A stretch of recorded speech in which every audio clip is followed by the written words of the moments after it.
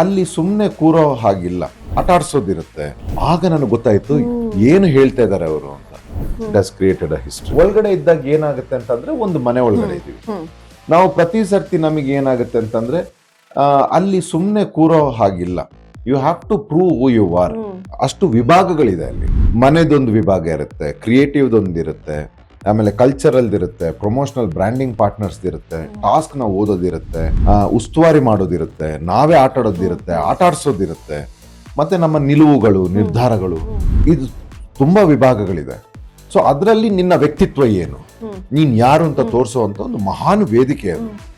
So ಅದೆಲ್ಲ ನನಗೆ ಅಲ್ಲಿ ಆ ಟಿವಿಲಿ ನೋಡಿದಾಗ, ಬೇರೆ ಕಂಟೆಸ್ಟೆಂಟ್ ನ ನೋಡಿದಾಗ, ನಾವೆಲ್ಲ ಎಂತ ಒಂದು ಆಪರ್ಚುನಿಟಿನ ವೇಸ್ಟ್ ಮಾಡ್ತಾ ಇದೀವಿ ಅಂತ ಅನ್ನಿಸಕ್ ಶುರು ಆಯ್ತು.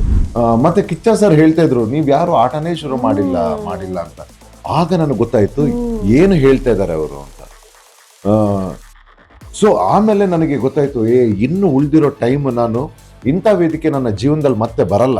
ನನ್ನಲ್ಲಿ ಏನೆಲ್ಲ ಇದೆ, ನಾನು ಏನೆಲ್ಲ ಕೊಡ್ಬೋದು ಅದನ್ನ ಕೊಡ್ಲೇಬೇಕು ಅಂತ ಹೇಳಿ ನಾನು ಅಲ್ಲಿ ಡಿಸೈಡ್ ಮಾಡ್ತೀನಿ.